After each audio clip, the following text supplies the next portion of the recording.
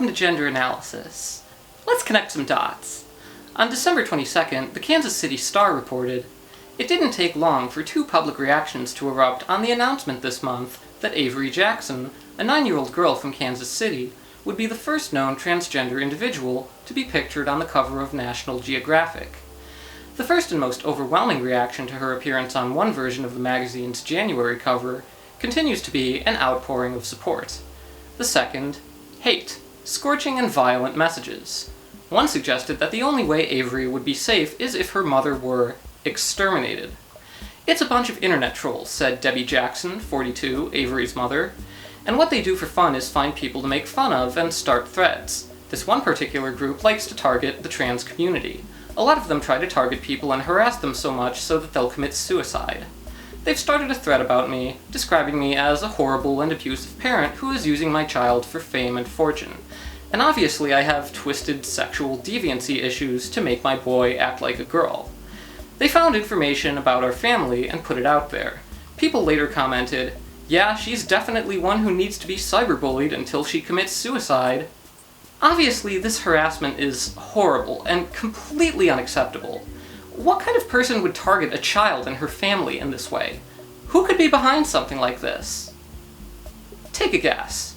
I've been pretty upset. There's a new cover of the National Geographic, so I actually did some research on this kid's background and their family. Shuan had actually DM'd me the Twitter profile of the mother of the child. Her Twitter handle is transgirl_mom. Her profile cover photo is of her and her two kids, one holding a gay flag and one a transgender flag. Her bio reads that she is a trans activist. So right off the bat, flag number 2, I'm thinking, what are the odds that a transgender activist gives birth to a kid who ends up being transgender? She's been doing press and interviews and talks for years about her kid. She also has her own organization called Transparenting, and I hope to God that despite every bit of this story looking like the mom encouraged the kid to live this way and be this way, it's not the case.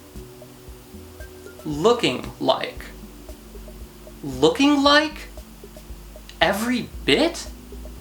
How can anyone look at this family's story and arrive at that conclusion? Is the idea of a mother advocating on behalf of her child so alien to them that the possibility just never crossed their mind? Apparently so.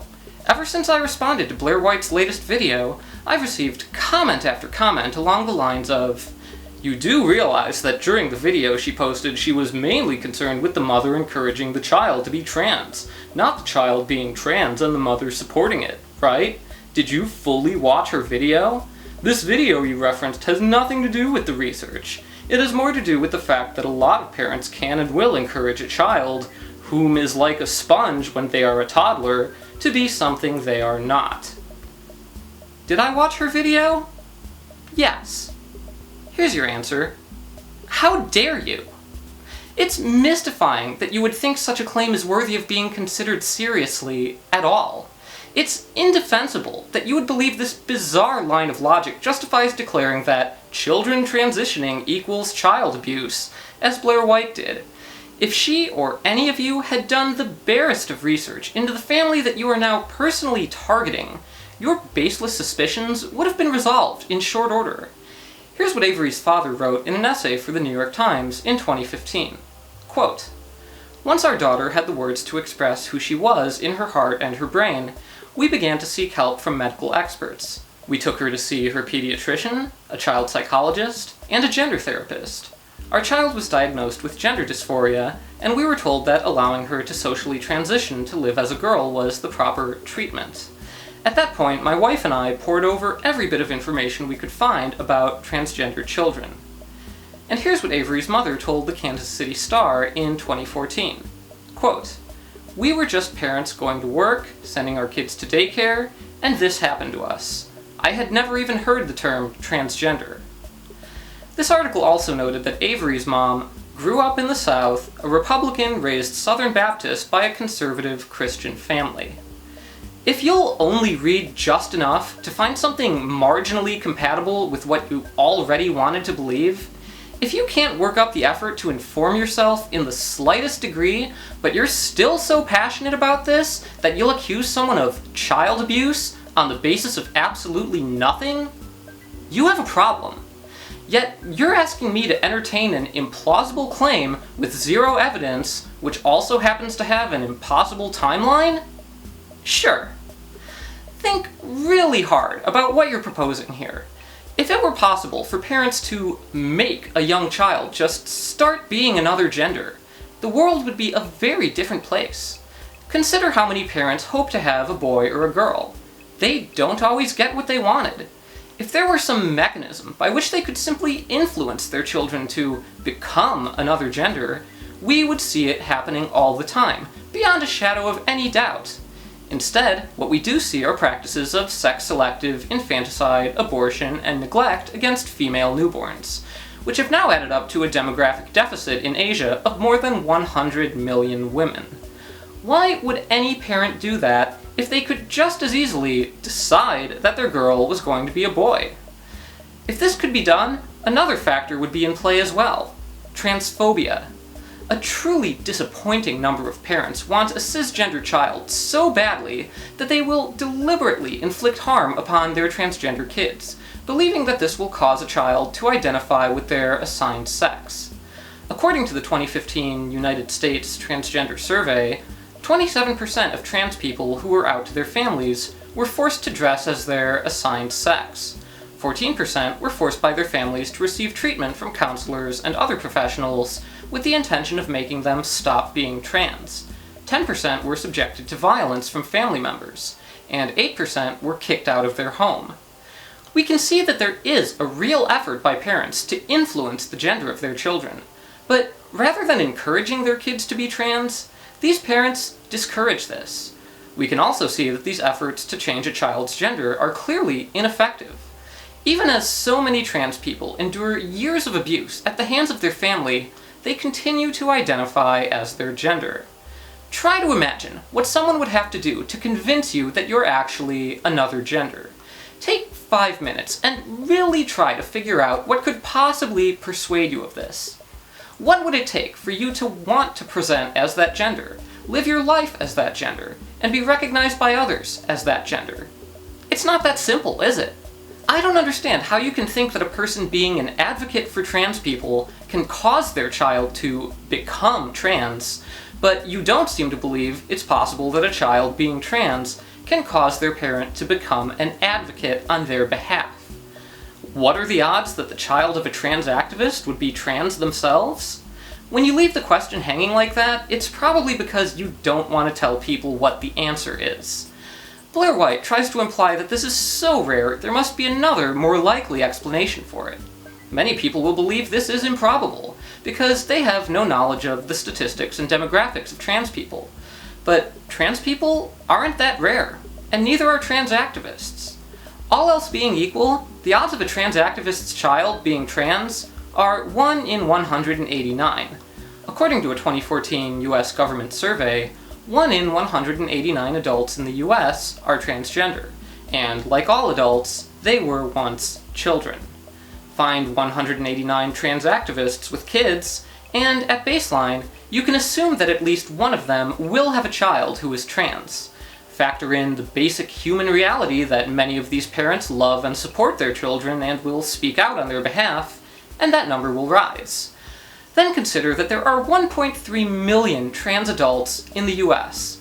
Among respondents to the 2015 US Transgender Survey who were out to their families, 82% said that at least one immediate family member was supportive of them, such as by standing up for them to family members or friends, doing research to find out how best to support them, helping them fund their transition, or helping them change their identity documents. That's a lot of trans activists with trans children. You have no reason to single out one supportive mother and assume that there's anything anomalous, questionable, or even uncommon about her child being trans. The deceptive cry of "somebody think of the children" is one of the oldest weapons of prejudice, wielded against same-sex parents, parents in interracial marriages, and now parents of trans kids. These baseless allegations of abuse pose a real threat. Groups like Trans Youth Family Allies advise parents to keep what's called a SAFE folder, a file of medical records and statements from doctors, counselors, school faculty, and others to ensure that the family will be protected in the event of false accusations. This is a particularly insidious tactic, because it cloaks itself in feigned concern for children, while actually calling for the mistreatment of those same children. A study published in Pediatrics in 2016 found that socially transitioned trans kids aged 3 to 12 who were supported by their families had low levels of depression and anxiety comparable to their cisgender peers. For trans children, family support for their transition is healthy and good for them.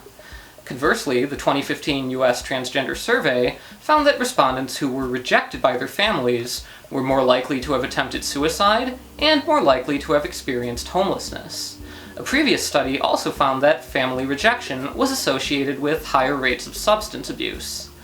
Allowing trans kids to live as their gender is the better choice for their healthy development, and denying their gender is known to be worse for them. Medical professionals know this, recognize this, and recommend that families support their transgender children. Just listen to the president of the American Academy of Pediatrics, an organization of 64,000 pediatricians and pediatric specialists. Quote, "As I sat at the AAP Districts 2 and 8 joint meeting in late June, listening to two families talk about their experiences with their young transgender children, I felt privileged to witness such love and acceptance, and such normal, happy children who just happen not to fit their assigned or birth gender. I've learned so much from these children and their families.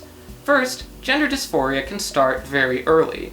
Both children experienced strong opinions about their gender at the age of 4 or 5. Both families stressed how important it is for home to be a safe and accepting space for the transgender child. When those children walk through the door of their homes at the end of a school day, they should be able to be themselves without any judgment. As one of the fathers passionately said, 'I won't be my child's first bully.'